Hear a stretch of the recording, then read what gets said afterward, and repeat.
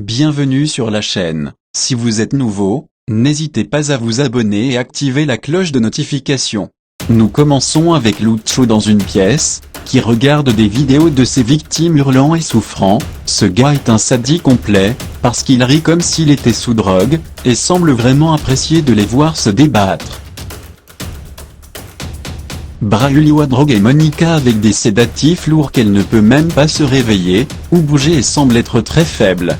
Elle questionne ses actions et se demande pourquoi il fait tout ce qu'il fait. Braulio pense que c'est fou qu'il ait dû supporter l'humiliation de sa mère pendant 20 ans, et qu'il soit toujours resté à ses côtés. Il lui dit que voir sa mère s'inquiéter de l'endroit où elle se trouve, et penser que le gang des arcs-en-ciel pourrait l'avoir attrapée et violée lui suffit déjà. Dans son esprit tordu, il pense avoir créé une place pour Monica, il a même une puce contrôlant la façon dont elle respire, et saura donc chaque mouvement. Sébastien qui semble être le seul parmi le syndicat des Monkeys à avoir une conscience. Il n'approuve pas le traitement de Braulio.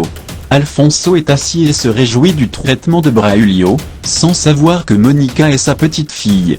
Romelia remarque tout de suite que les manières de Braulio suggèrent qu'il était définitivement amoureux d'Altagracia dans le passé, mais Fernanda se met à défendre Braulio parce qu'elle couche avec lui. Elle insiste sur le fait qu'Altagracia n'a pas respecté Braulio en tant qu'avocat, et non en tant qu'homme. Braulio profite de chaque dernière minute de la tristesse de Monica. Il lui dit qu'il n'y a aucun moyen de s'échapper. Monica le traite de lâche. Elle veut savoir s'il a été impliqué dans le meurtre de son mari Saoul. Braulio refuse de répondre. Cisco vient prendre sa relève de la gardienne grincheuse. Elle permet à Cisco de surveiller Altagracia car, si elle est laissée seule, elle risque de se suicider. Cisco demande à Altagracia si elle envisageait de se suicider et Altagracia lui dit qu'elle ne se suicidera pas de sitôt, surtout pas lorsque sa fille est clairement portée disparue.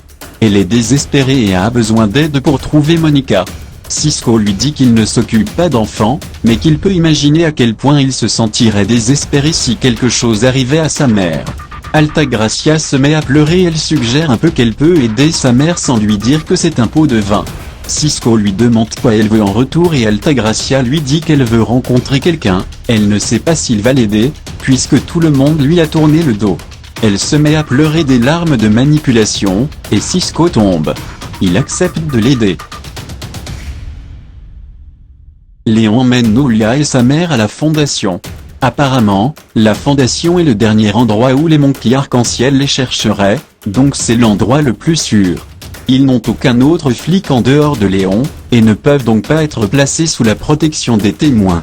Regina et Diego acceptent de les accueillir à la condition qu'ils ne révèlent jamais le but de leur séjour au reste des victimes. Léon reçoit un appel de l'école de son fils Angel. Karen et l'autre flic parlent de Nando. Son bilan semble être impeccable, et ils ne comprennent pas comment il pourrait se retrouver mêlé à une merde comme celle-ci.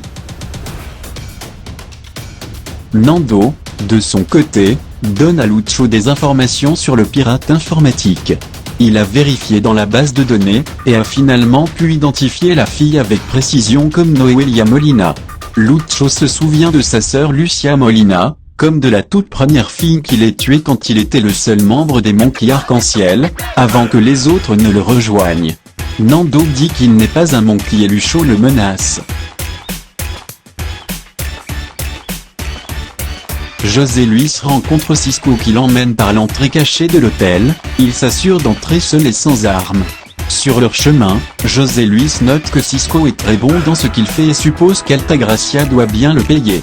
Cisco essaie de faire semblant de ne pas savoir à quoi il fait référence. José Luis note que Cisco est facilement tombé amoureux d'Altagracia, et pourrait même tuer pour elle. Il entre pour rencontrer Altagracia, et Cisco ne leur donne que 5 minutes. Altagracia dit qu'elle a été volée. Altagracia fait une proposition, elle veut qu'il la soutienne légalement, y compris en lui donnant de l'argent pour des pots de vin et en retour, elle s'assurera qu'il récupère tout son argent et son téléphone. José Luis comprend que l'endroit est probablement mis sur écoute, et augmente le volume de la télévision afin que quiconque écoute ne puisse pas les entendre.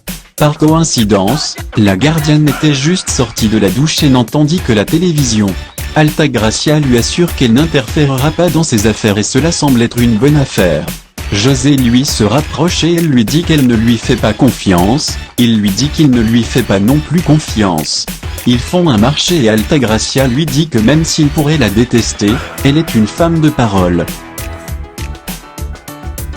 Léon ramène son fils à la maison. Sa femme lui dit de retourner au travail, elle s'occupera de lui. Il reçoit une vidéo de Karen et se rend sur les lieux sans savoir que Lucho le suit, afin de le tuer. Altagracia cherche les microphones quand la gardienne entre et la regarde avec méfiance. Elle fait semblant de chercher la télécommande. Karen et Léon sont au magasin de mécanique, à la recherche de la camionnette. Ils sont armés, et Lucho les suit avec un masque de ski, en attendant la bonne occasion de tuer Léon. Une fusillade s'ensuit lorsque le propriétaire de l'endroit se présente et commence à tirer sur eux. Il tend une embuscade à Léon après une poursuite, et quand il est sur le point de tirer sur Lucho, il lui tire dessus. Léon s'enfuit et essaie de parler à Lucho masqué en ski, en essayant de lui demander pourquoi il déteste tant les femmes. Il réagit violemment quand il évoque le viol. Il s'enfuit quand la police arrive enfin, laissant Léon indemne. Le lendemain, Matamoro et Daniel sont sortis de prison, et viennent chez Regina. Ils décident de rester chez elle jusqu'au retour de Monica. Isabella se met en colère et dit que Daniel est un monkey, et qu'il n'a pas droit à une seconde chance. Eleonora et José Luis se disputent le matin parce que José Luis ne prend pas le temps de faire quelque chose qu'elle avait prévu toute l'année, à cause d'une réunion urgente qu'il prétend avoir au bureau. Eleonora pense que José Luis est peut-être distrait par quelque chose ou quelqu'un. José Luis pense qu'elle dit des bêtises et n'a pas le temps pour cela. Lucho les trouve en train de se disputer et demande pourquoi ils ne peuvent pas être normaux pendant une minute.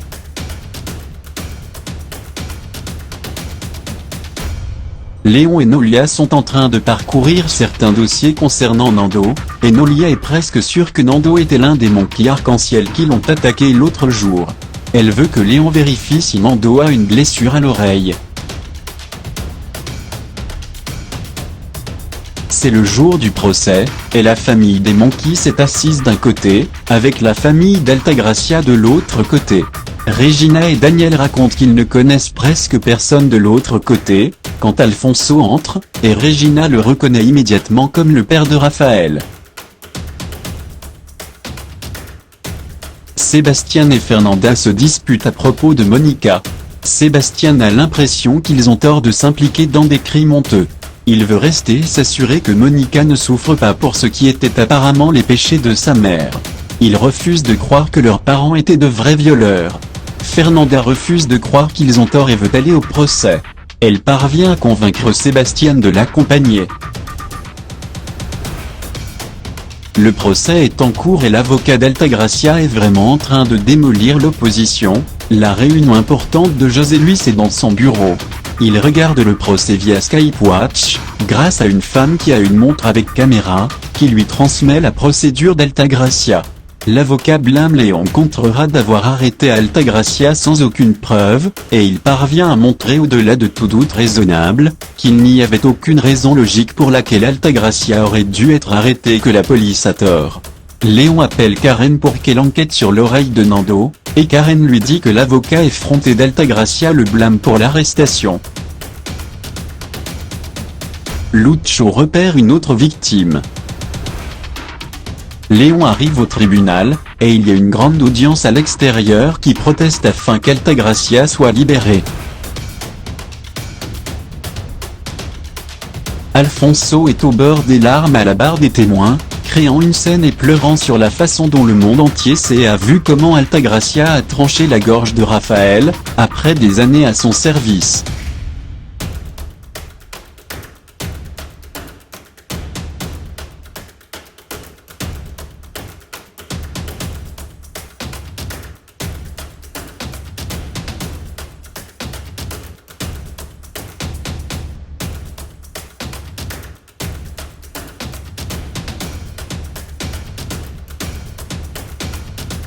Si vous avez aimé la vidéo, n'hésitez pas à vous abonner, et activer la cloche de notification.